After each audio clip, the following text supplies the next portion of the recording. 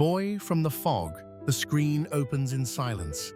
A faint mist crawls across the cobblestone streets of South London. Gas lamps flicker against the damp night air, revealing the faces of children with hollow eyes and empty stomachs. Among them, a small boy lingers near the shadows of a crumbling doorway, his shoes torn, his coat barely holding back the cold. This boy's name is Charles Spencer Chaplin. He was born in 1889 into a world that seemed determined to break him before he even began. His father, a singer, had vanished into the fog of drink and absence. His mother, Hannah, a fragile soul with a once beautiful voice, fought desperately to keep her children fed. But often, the dinner table held only silence. Charlie remembered nights where hunger clawed at his belly while his mother hummed softly in the dark. Lullabies meant not to put him to sleep, but to keep him from crying. He would later say that laughter and tears lived side by side in his memory.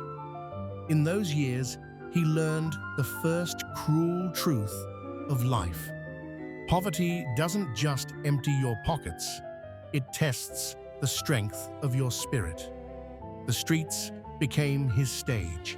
He imitated passers-by, mimicked drunks stumbling out of taverns, and exaggerated the pompous walk of a gentleman strutting by. The other children laughed, not realizing that he wasn't only entertaining them, he was practicing survival. Each chuckle was a tiny coin tossed into the treasury of hope. One evening, when his mother's voice finally faltered in a music hall, Charlie was pushed on stage to fill the silence. He was just a boy, trembling in the spotlight, his heart pounding like a drum. The audience laughed, not at his fear, but at his clumsy mimicry, his wild gestures, his brave attempt to turn humiliation into humor. For the first time, Charlie felt something stir within him, the strange power to turn pain into laughter, sorrow into applause. But laughter could not pay the rent. When his mother's mind began to break, she was sent away to an asylum. Charlie and his brother Sidney were cast adrift, drifting through workhouses and orphanages, learning what it meant to be forgotten.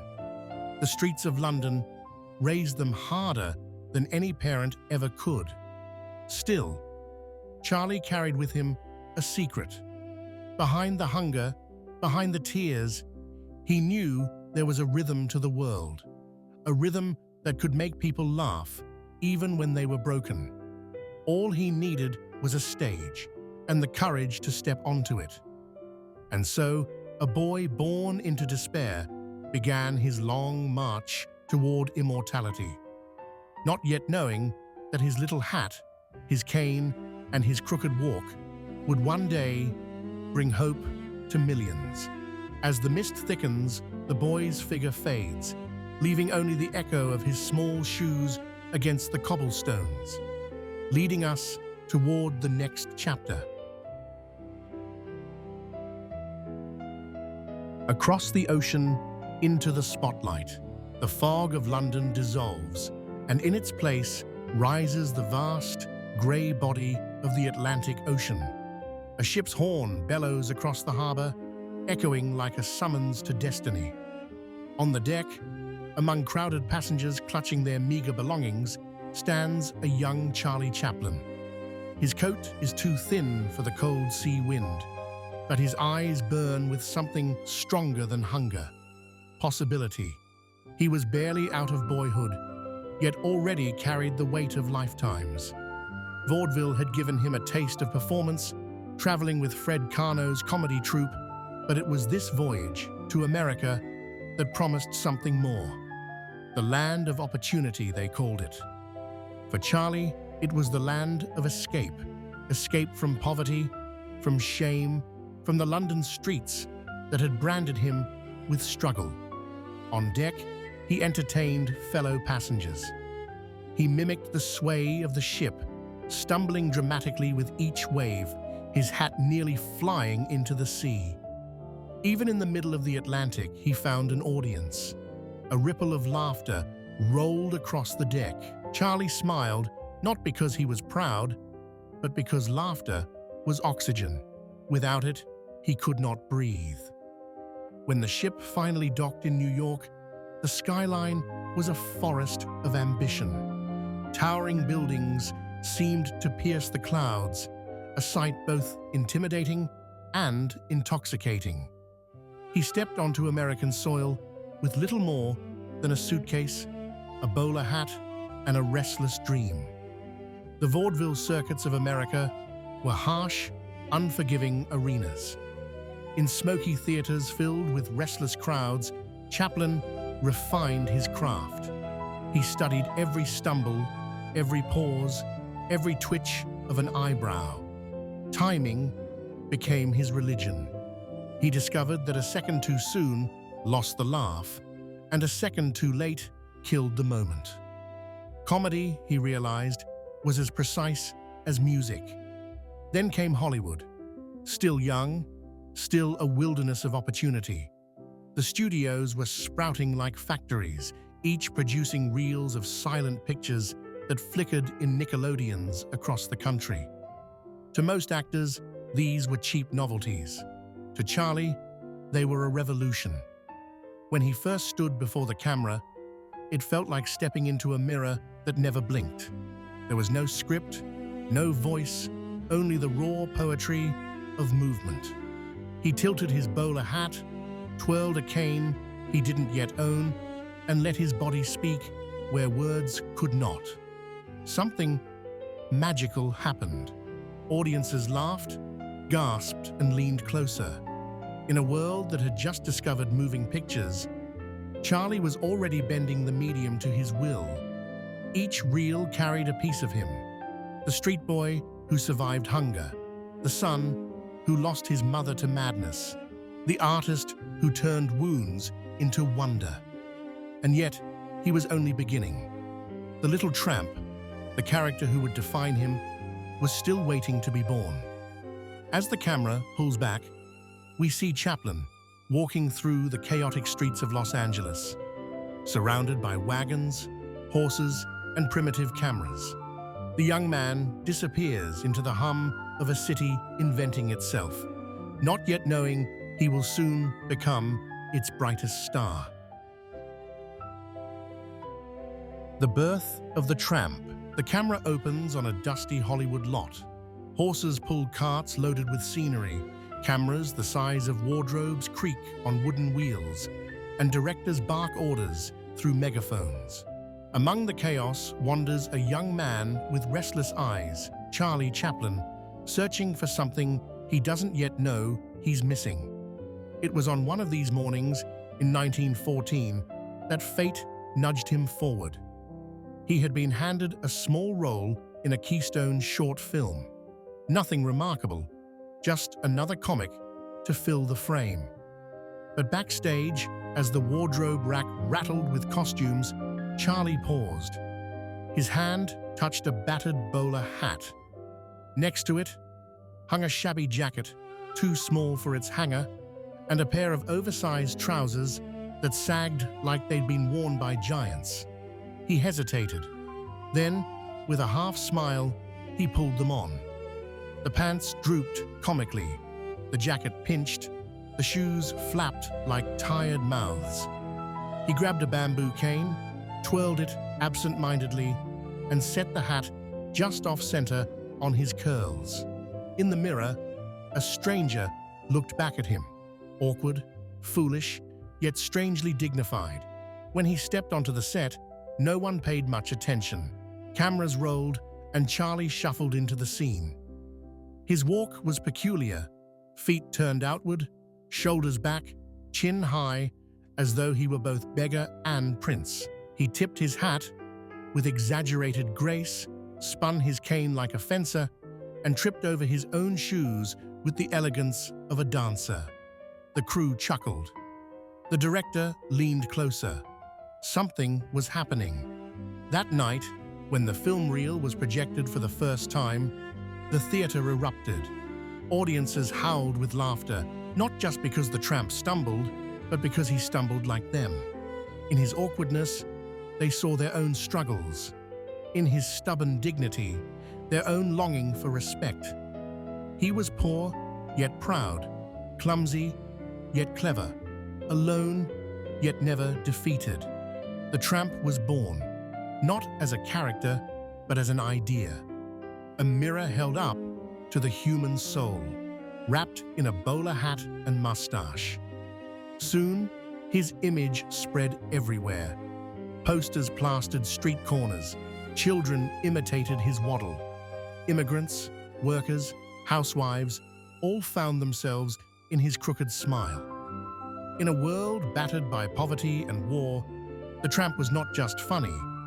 He was hope, stitched into threadbare clothes. Charlie, too, was transformed. No longer just an actor, he had become a storyteller. He realized that the camera was not a machine. It was a stage, a confession booth, a pulpit. Through it, he could show the world not just how to laugh, but how to survive. The screen fades on the tramp's silhouette, cane twirling, feet shuffling, bowler hat tilted against the sunlight. An icon has stepped onto the stage of eternity, and he is just getting started. When silence spoke louder than sound, the year was 1927.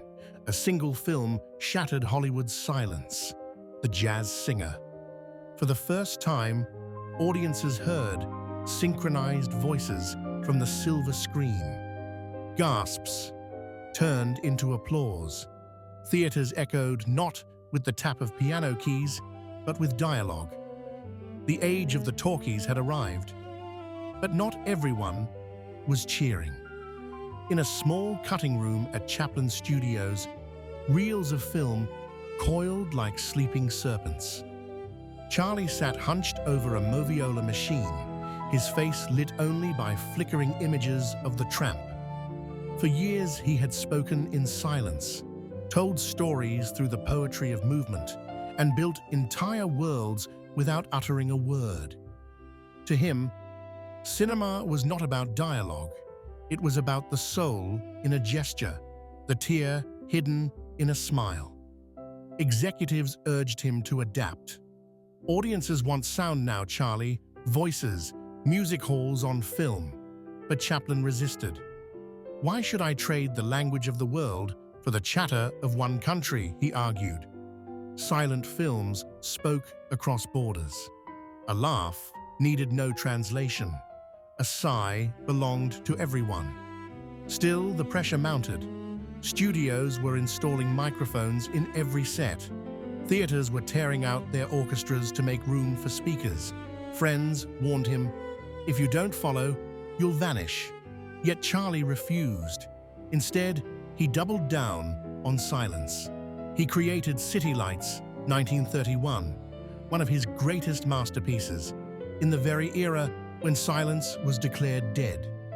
In it, the tramp falls in love with a blind flower girl, and in the final scene, when she finally touches his hand and realizes who he is, there are no words, only a smile, trembling on the edge of tears.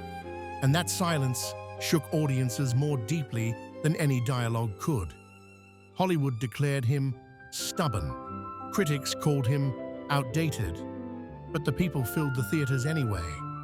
Chaplin had proven that silence could still roar louder than sound. Behind the applause, however, shadows were gathering. Times were changing not only in cinema, but in politics. Across the ocean, a new kind of theater was rising, one of power, propaganda, and fear. And soon, Chaplin's refusal to remain silent would not be an artistic choice, but a moral one. The screen fades on a lone spotlight. The tramp, standing still as the world around him drowns in noise. His silence is not weakness, it is defiance. Modern times Man versus machine. The screen bursts open with the grinding sound of gears. Enormous steel cogs churn endlessly, swallowing one another in a dance of iron and smoke. The camera zooms in, closer, closer, until the whir of machinery becomes thunder. And then, caught among the turning wheels, appears a tiny figure, a bowler hat, a mustache, and a pair of trembling hands. The Tramp. He scurries frantically to tighten bolts along a roaring assembly line. His body jerks with each twist of the wrench. Faster, faster. The factory foreman barks orders from above, watching from a monitor like a general surveying soldiers. The Tramp's hands blur. His face strains. He falls behind. A siren blares. Suddenly, he stumbles, his arms caught in the very gears he serves. The machine swallows him whole, but instead of being crushed, he continues to move, his small frame swallowed by gigantic wheels, twisting, spinning, tightening bolts, even inside the belly of the beast. The audience laughs, and yet, behind the laughter lies unease. The image is clear. Man is no longer master of the machine. He is part of it, another cog, another gear. Released in 1936, Modern Times was more than comedy. It was prophecy. America was still clawing its way out of the Great Depression. Men and women lined up for bread, while others bent their backs in factories where time clocks dictated every breath.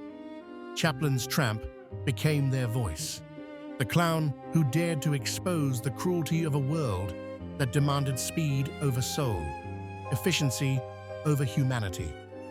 In one unforgettable scene, the Tramp is strapped into a feeding machine, a contraption designed to eliminate lunch breaks. Metal arms shove food into his mouth. Soup spills, corn on the cob spins wildly, pie smears across his face. The audience roared with laughter. But beneath the humor was rage. Chaplin was showing them the absurdity of a system that tried to mechanize even hunger. He risked everything with this film. Hollywood was eager for musicals, glamorous stars, and sparkling dialogue. Instead, Chaplin gave them silence and satire. He gave them a mirror. And in that mirror, they saw themselves, tired, bent, overworked, but still smiling. When Modern Times ended, the Tramp walked down a long, endless road with the flower girl by his side. No destination, just hope. It was the same road Chaplin himself was walking, balancing the weight of laughter and sorrow on his shoulders. The camera lingers on the image of the Tramp's tiny figure against the vast horizon. Machines roar behind him, but he keeps moving forward. Small, fragile, yet undefeated. The Great Dictator, a voice against tyranny. The screen opens on a different kind of stage. No longer the gears of industry or the streets of poverty, but the thunder of marching boots. Banners ripple in the wind, emblazoned with symbols of power. Soldiers' faces blur into one, their steps pounding in mechanical rhythm. The world has changed. The laughter of the 1920s has been swallowed by the drumbeat of fascism. It was 1940. Europe trembled beneath the shadow of Adolf Hitler. The world was on the brink of war. And in Hollywood, where studios avoided controversy to protect profits, one man dared to do the unthinkable, mock the dictator. Chaplin had long resisted the arrival of sound, but now silence was no longer enough. The Tramp would speak for the first time. In The Great Dictator, Chaplin played two roles: a humble Jewish barber, and adenoid Hinkle, the buffoonish tyrant clearly modeled after Hitler. With a toothbrush mustache, identical to his own, Chaplin blurred the line between clown and monster, forcing audiences to confront the absurdity of evil. Scenes of Hinkle bouncing a globe like a balloon were comic on the surface, yet chilling in their truth. But it was the film's final act that seared itself into history. On screen, the barber, mistaken for the dictator, stands before a sea of soldiers, cameras rolling, silence heavy in the theater. Then Chaplin begins to speak. His voice trembles, then rises, carrying words that cut through the darkness of war. We all want to help one another. Human beings are like that. We want to live by each other's happiness, not by each other's misery. Audiences sat frozen. This was no longer comedy. It was a plea for humanity, delivered not just to characters in the film, but to the world itself. His words soared. You are not machines. You are not cattle. You are men, with the love of humanity in your hearts. In that moment, Chaplin, who had once spoken only through silence, used sound as a weapon not of bullets, but of hope. The film was banned in Germany, condemned by fascists, and criticized by some American politicians who felt it was too political. Yet millions clung to its message. For them, the little tramp was no longer just a comic figure. He was a prophet, shouting into the storm. But courage had a cost. Chaplin's defiance, his refusal to bow to Hollywood's neutrality, and his sympathy for the working class drew suspicion. Whispers began. Was he a radical? A communist? The man who gave laughter to the world now found himself under surveillance, his patriotism questioned, his presence in America no longer welcome. The camera lingers on his face after the speech. His eyes glisten, his voice breaks. This is not acting. It is Chaplin himself, pleading with humanity not to lose its soul. Exile, the silence of a clown. The applause of the 1940s faded into whispers of suspicion. By the end of the decade, America, the country that had made Charlie Chaplin its brightest star, began to turn its back on him. The very man who had once been celebrated as the world's clown was now branded an enemy by voices that feared his influence. The headlines grew sharper. Un-American, communist sympathizer, immoral. Politicians used his name as a weapon, accusing him of disloyalty, mocking his refusal to take US citizenship, twisting his compassion for the poor into evidence of betrayal. The man who had once stood alone against dictators now found himself the target of his own adopted home. The final blow came in 1952. Chaplin sailed to London for the premiere of Limelight. While he was at sea, a telegram awaited him. His re-entry permit to the United States had been revoked. After decades of making America laugh, he was not welcome back. The ocean that had once carried him toward opportunity now carried him into exile. Switzerland became his refuge. A sprawling house in Vevey overlooked Lake Geneva, its calm waters reflecting the quiet loneliness of a man who had once danced in the spotlight. The laughter of crowded theaters was replaced by the silence of alpine nights. Visitors described him wandering the halls, sometimes humming, sometimes staring into space as though listening for an audience that was no longer there. Yet even in exile, he created. Limelight told the story of a washed-up clown, forgotten by his audience, who mentors a young dancer before fading away. It was Chaplin's own reflection, a confession of a man who had lived too long in the light and now learned the sting of shadows. But the world had not forgotten him. Across continents, audiences still cherished the tramp, still wept at his tenderness, still saw in him the dignity of the downtrodden. In America, his films were quietly celebrated, even as his name was whispered like a ghost. Years stretched into decades. His hair turned white, his steps slowed, but his eyes, those eyes that once spoke louder than any line of dialogue, still carried mischief, sorrow, and a flicker of defiance.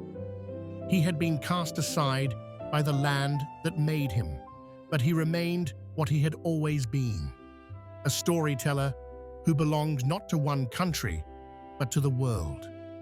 The screen fades to black, leaving only the faint sound of waves against a ship's hull, echoes of a man forever caught between two shores. The last curtain call, the year was 1972.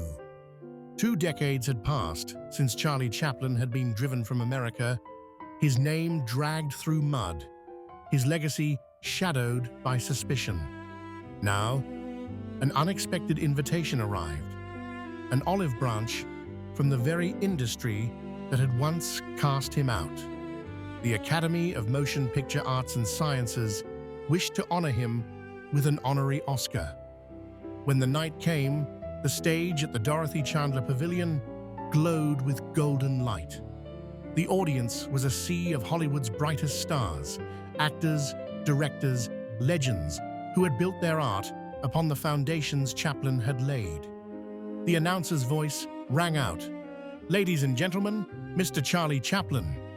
Slowly, leaning on a cane, not for comedy, but necessity, an 83-year-old man walked onto the stage. His once quick shuffle was now deliberate, his once youthful face softened into deep lines. Yet, as the spotlight fell upon him, time seemed to hold its breath. And then, applause, a wave of it, rolling through the hall like thunder. The audience rose to their feet, clapping, cheering, weeping. It went on, and on, and on. 12 full minutes of unbroken tribute. The sound was not mere applause, it was history itself, rushing back to embrace the man it had once exiled. Chaplin stood motionless, his lips trembling, his eyes brimming with tears. He raised a hand in a modest salute, the same small gesture the Tramp might have made, and for a moment, the line between character and creator dissolved. Taking the golden statuette in his frail hands, he whispered into the microphone, his voice cracked but unshaken. "Thank you. This is an emotional moment for me, and words seem so futile.